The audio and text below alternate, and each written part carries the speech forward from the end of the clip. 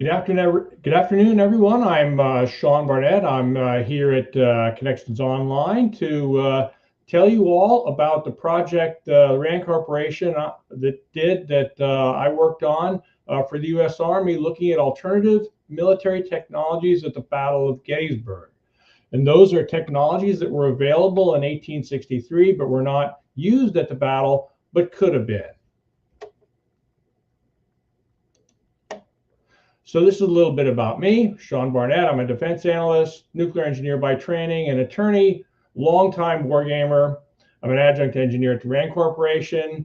On the hobby and commercial side of wargaming, I've been a scenario book author, playtester of several published games, and I'm a regular game master at hobby and commercial wargame conventions.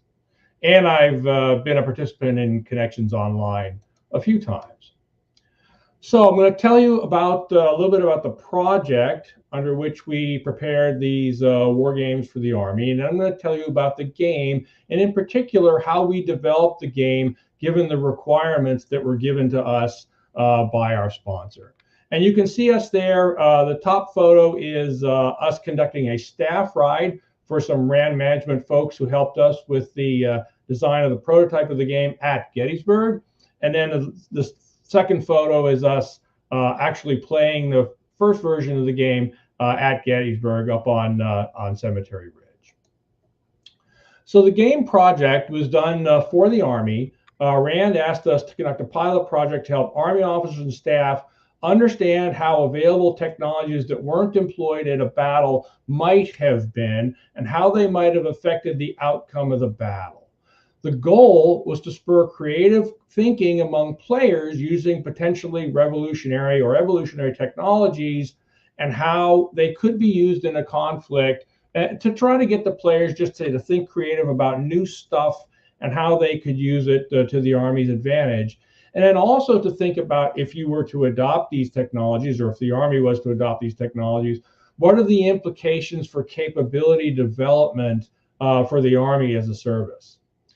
And the reason we were looking at history was to take the participants away from their current policy and technology choices, where they often have stakes in the outcomes, allow them to look at policy and technology development in a different way. Oftentimes when you're involved with a service, a branch, an office, you're very concerned about how the thing you're working on is going to work out in the bigger scheme of things, and that can influence your thinking about how it might be used in a war game. But if you're playing a game about the Battle of Gettysburg, those potential influences are gone, and it leaves the players with more freedom to think about just how they might use the stuff that they've been given. So for this pilot project, we decided to use a staff ride and war games, and we selected the Battle of Gettysburg as the basis for the first project. And this is the first instance of the RAND Battlefield Futures program, and potentially we're going to look at other historical battles and potentially other aspects of those battles where there's something new maybe that wasn't used in the battle, could have been, and could spur similar creative thinking among the participants. So this is our RAND project team. You can see the folks there. You see me on the list, and the people on the left were the authors of the book that you see on the right that discusses the Battle of Gettysburg and the alternative technologies, and also a little bit of Army history about capability development, particularly in the 1970s and 1980s, that the Army felt was very successful. If you're interested in the book, you can get it. It's a free ebook online at the RAND Corporation at that link that's on that slide. So most of you, I imagine, are familiar at some level with the Battle of Gettysburg in the American Civil War. Happened July 1 to 3rd, 1863, and there were 3 days to the battle. And the first day, you see at the top of the map, there are Confederate forces, ultimately commanded by General Robert E. Lee, that are attacking the Union forces depicted in blue. The Confederate Corps under A.P. Hill and Richard Ewell are attacking from the north and attacking the Union 1st Corps and 11th Corps. What happened in the first day is they hit them and essentially defeated them and drove them back through the town of Gettysburg and onto Cemetery Hill and Cemetery Ridge. That you see there is the little blue crescent in the middle of the image. On the second day of the battle, the rest of the Confederate Army arrived on the field, and most of the rest of the Union Army arrived on the field. The Union was arrayed in the defensive position that you see there in blue. The Confederates launched their major attack with James Longstreet leading First Corps at the bottom of the map, with a little bit of help from A.P. Hill and Richard Ewell, but the Union held on and defeated the attack of the second day, although it was a very near-run thing. I don't have a map for the third day of the battle. As you might know, that was Pickett's charge, a Confederate attack on the Union center that was roundly defeated, and that ultimately caused the Union to prevail in the battle overall. And so that's the game that was, or the battle rather, that was the basis for the games that we did. So here are the alternative technologies that we wanted to look at in the Gettysburg battle. The first one is the observation balloon, which is an example of intelligence, surveillance, and reconnaissance capability of the period. That was a hydrogen-filled observation balloon that was filled from gas generators. It could be carried by a wagon. The generators were also carried by a wagon.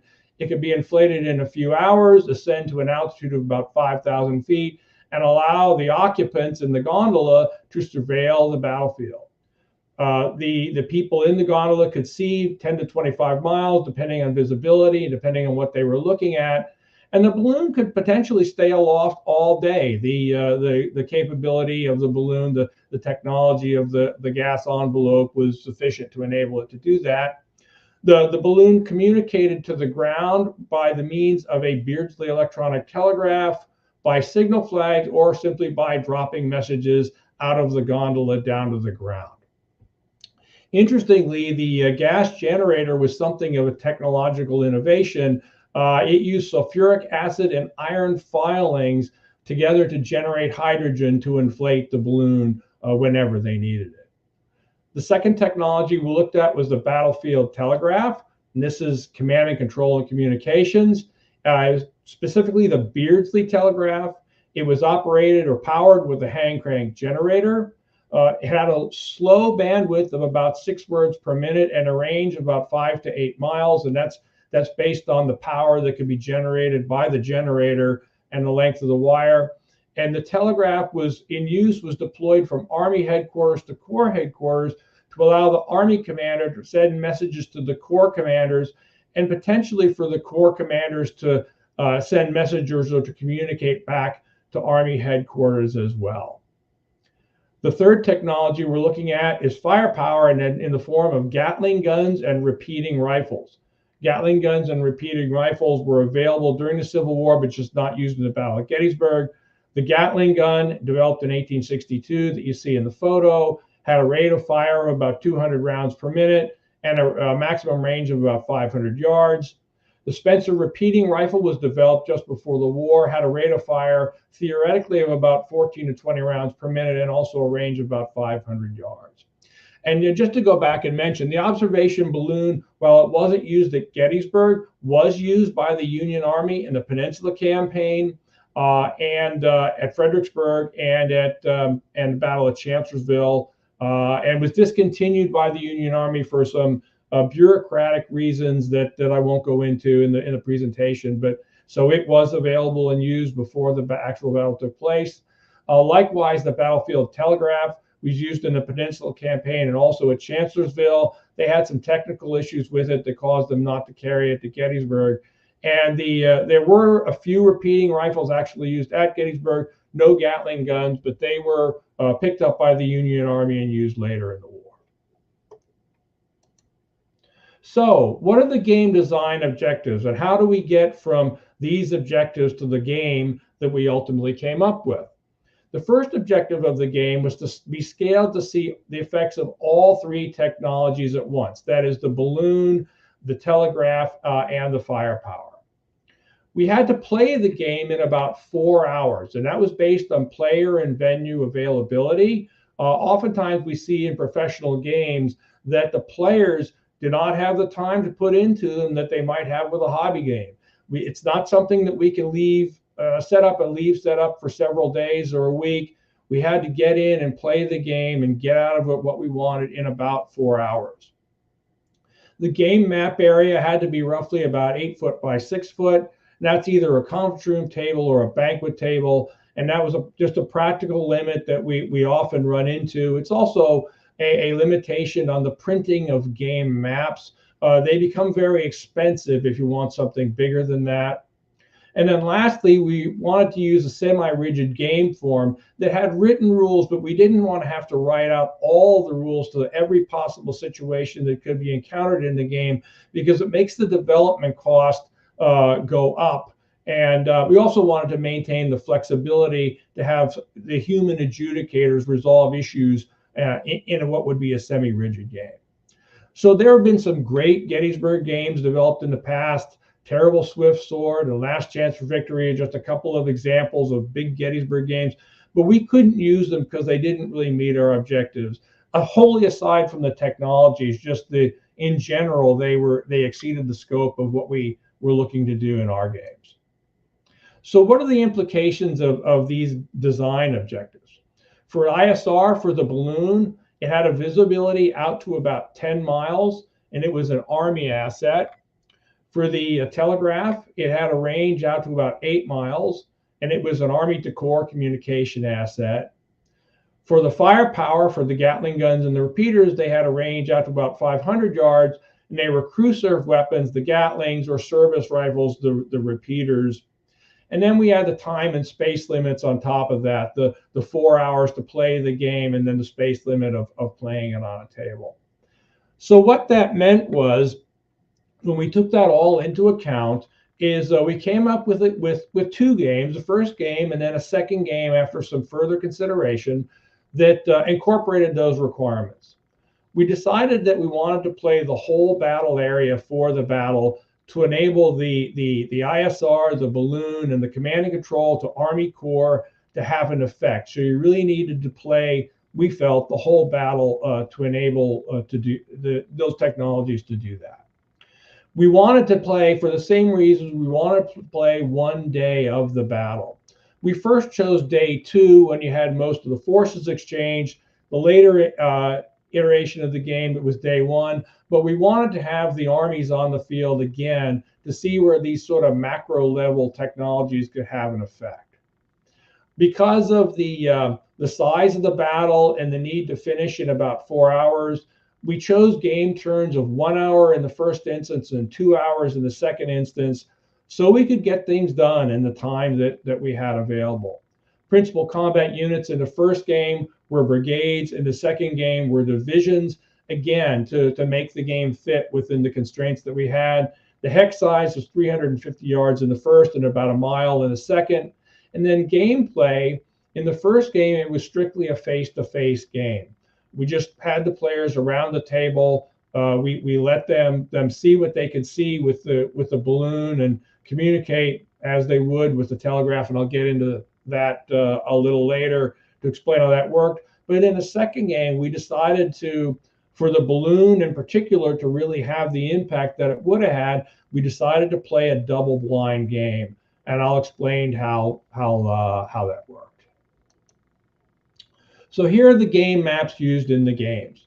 First, game 1, this is for day 2 of the battle. You see Gettysburg in the middle of the map there, and you see we don't have the forces on the map, but the Union position would have occupied an area just below the town, about to the bottom of the map. So that can give you a sense of the size of the game map relative to the size of the battle, pretty much accompanying the area where the fighting took place. The second map is that we used in game 2 is for representing the first day of the battle. You see there the map is much bigger. It covers an area of 28 miles north to south. Gettysburg, you can see, is in the middle of the map, but the map on the left would only occupy about 4 hexes in diameter in the map on the right. So this map, this day 1 map, allows us to represent the forces coming into contact. The Confederates coming from the east, from the west and the north, and the Union coming up from the south, so that they could develop their intelligence picture using the balloon or the cavalry and act upon it as it developed, rather than having the armies in contact from the very beginning. So this is the sequence of play of the game. And then I'm going to focus from here on out on game 2, the double blind game that we ultimately thought allowed us to use the technologies, or the players to use the technologies most effectively. We ran the game in turns, which are 2 hours of battle time each, with simultaneous movement and fighting. So we had the first thing to do is to set up the game, put the forces in place, let the players see what they could see. And then each game turn, we would go through the steps set out there below. First thing to do is to reveal previously hidden units if they were observed. They could be reserved by the observation balloon, or they could be observed if the actual military units came into contact with each other. The next step is for the players to issue and receive orders for the Army Corps. The way that worked is that the Army commanders would issue orders to their Corps, and then the Corps would act upon them. And that happened every game tune. So there was an opportunity for the commanders to adjust what was happening on the battle as it developed. The third phase was to move units and resolve combat. That was done by the adjudicators. And then the last phase is if there was combating units, took casualties and became disorganized, they could be rallied over time as that happened in a battle. All right, well, now we'll start talking about the technologies and how they were implemented in the game. First technology is the observation balloon. Provides 10 miles of visibility when it's aloft. And we looked at this to see what players could see under different circumstances.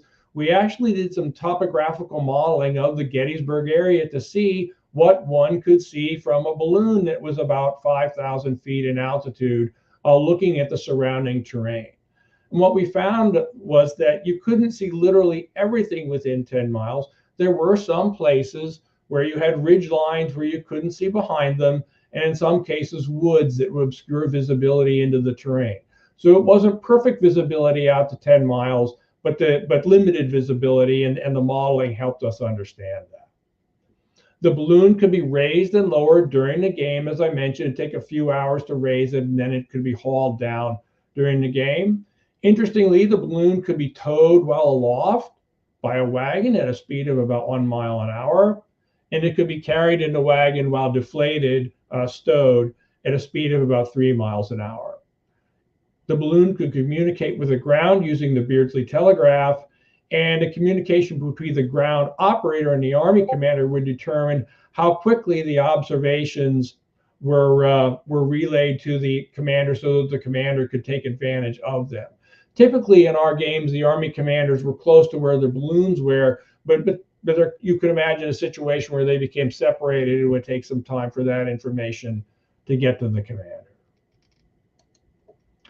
Next piece of technology is a battlefield telegraph. It had a range of about 8 miles, and 1 telegraph line was provided for each Army Corps, so that was 7 for the Union and 3 for the Confederates. And it provided for the instantaneous transmission of orders from Army to Corps or detached units if the players chose to have one of their Corps units handed off to a detached unit. The telegraph also provided a command and control bonus for units accepting orders. The way the game worked, the accepting of orders was not automatic. There was some chance that the commander could misunderstand an order that we resolved with a die roll. And the telegraph provided a bonus to that because in reality, it provided an ability for the commander who was receiving an order to ask clarifying questions of the commander to understand it better. The telegraph could be broken down for redeployment with the telegraph lines at a rate of 2 miles per hour. The lines, when rolled up, could be carried in wagons when not deployed.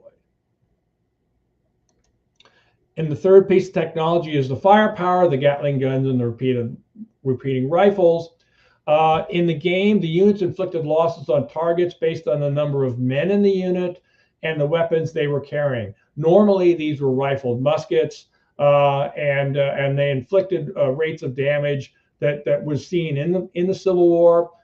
We looked at historical loss rates, did some research, looked at some research into the effectiveness of Civil War musketry that some modern day researchers have conducted in some depth. We also did some modeling of tactical infantry combat to get a better understanding of the casualty rates that might be seen with the weapons that were available both historically and the Gatling guns and the repeating rifles. In the end, we determined that the repeating rifles would be about 3 times as effective as rifled muskets, and that was based on sustained rates of fire that potentially could be limited by ammunition supply. Normally, a Civil War soldier would carry about 40 rounds in a cartridge box, and you can imagine with a repeating rifle that could fire 20 rounds a minute at maximum rate, you can go through that very, very quickly. And so that could place a practical limit on how quickly soldiers were firing in the battle. Based on a sustained rate of fire of the Gatling gun, we deemed them to be as effective as about 200 men armed with rifled muskets. And all of that was reflected in combat tables that we used to resolve combat during the game. The last, the next rule area I want to talk about is command and control. And as I've mentioned, the way the game works is that the Army Corps acted upon orders from the Army commander. They were written out every turn and then passed down from one commander to the next. The time of the receipt of the order depended on the distance from the Army commander to the Corps commander. Within several miles, it was instantaneous, but you could see on the day one map, it's possible for the Army commander to be separated from the Corps commander by maybe 10 or 20 miles, and that was reflected in how long it took for those orders to be received. If the telegraph was in play, that transmission happened instantaneously, and so that was an advantage that the technology could convey in that instance. As I mentioned earlier, the Corps or detached units had to successfully accept orders in order to act, and that could be aided by the telegraph. And then the game orders in the gameplay itself were implemented on a table by the white cell based on the player's intent. So the players didn't have to write out long, complex orders to get their units to do what they wanted. The white cell would look at what they wrote and interpret that based on their knowledge of the player's intent. And you see on the right-hand side there is a little snippet of the order form that we use to manage the writing and the transmission of orders during the game. And the last thing that affected command and control is that units that were disrupted or routed by casualties could prevent them from moving toward the enemy and effectively prevent them from acting upon orders they had received. So lastly, with respect to the game design, as I mentioned, again, the second game we did was run double blind. The way we did that was we had friendly units tracking the positions of their forces and enemy forces that they saw if they wanted to on friendly team maps. Each team had their own map that gave them a representation of what they could see. Units that were visible to both sides were placed on the master game map so everyone could see them, and visibility was checked at the beginning of each game turn. Also, units could be revealed during the game turn if they moved into position where they could be seen by the enemy. And that, combined with the command and control systems I just described, allowed us to run the game effectively and represent the limited information that the historical commanders were dealing with. So, given all this, what happened in the game and what did the players do and learn? The first game, which was day 2 with the armies in contact, what happened was the Confederates used their improved firepower to achieve better results on the battlefield. Particularly, they moved up onto Cemetery Hill successfully. The Union, using their balloon and also the telegraph, despite being pushed back off of Cemetery Hill, were able to maintain the integrity of their forces on the defense. So that was a little bit different than the historical outcome where the Confederates were most essentially stopped on day 2, although the result was close. In our second game, the day 1 game, the double blind game, there was more emphasis on fighting for information, using balloons and the cavalry to gain an information advantage and take advantage of that. In fact, it was interesting, in one of the games, one of the teams decided to try to use the cavalry to run down and capture the other side's balloon to deny them the information they could get from that. So a little bit different when you see the different situation, you see the different opportunities for the use of the technology. So overall, the game enabled the players to discuss the possible benefits of their technologies ahead of time and then use them in creative ways to accomplish their mission. So in that sense, the game was effective in creating this little laboratory to help players think creatively about using technology in a battle situation. And what we found, as you might expect, is that for any strategic or operational challenge, there may be multiple ways to solve the problem. And that we saw that in how the players operated their forces and used their technologies in the games that we ran. And what we found further was that war games can be used to gain insights about the adoption of technologies, force modernization, and its cost and benefits. In addition to what was done tactically in the war games, we had the players talk about or provide us their thoughts on what would be needed to adopt these technologies and then actually sustain them and maintain them, for the Army in the field. For example, if the Union Army was going to use Gatling guns in the Civil War, that have a way of, having trained operators for the guns and then sustaining them with ammunition, which would be challenging compared to what they would normally have to do. And those sorts of things is what we wanted the players to think about, and how they would, what are the bigger implications of adopting technology and using it by the Army. And then what we found further is, even in a historical context, the game facilitated player thinking about the implications of the Army indeed adopting new technologies for military use. So in that respect, we accomplished our objective, and we thought that we had developed a way of using this sort of game as an educational tool for helping Army staff and Army officers thinking about technology adoption and development in the Army. So in addition to the Battle of Gettysburg, there are other possibilities for doing things like this, for looking at alternative technologies, other alternative capabilities, or just choices that could have been different in historical battles. And you see that there are many possibilities there, ranging from the Civil War up through the Korean War, and many places that would be interesting to work on, and some places that might be fun to visit too. So that concludes the presentation. If you want to learn some more about the game, we've written up the game in another article for U.S. Army War College War Room. You see the title and the link there. So if you're interested in learning a little more about that than what I presented here, please feel free to go to that link and take a look. So that concludes my presentation, and I'm happy to answer any questions there are.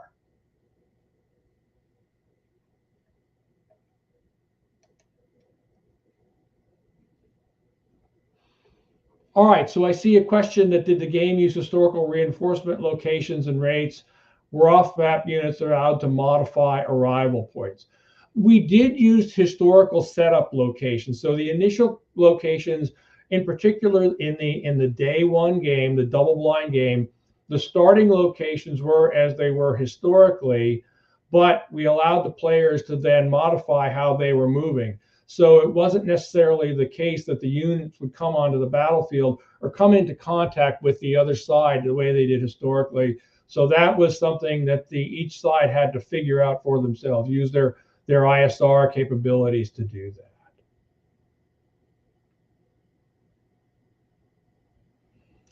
All right. According to Zach, looks like, or maybe that was Merle, all the questions have been answered. That's all that I had.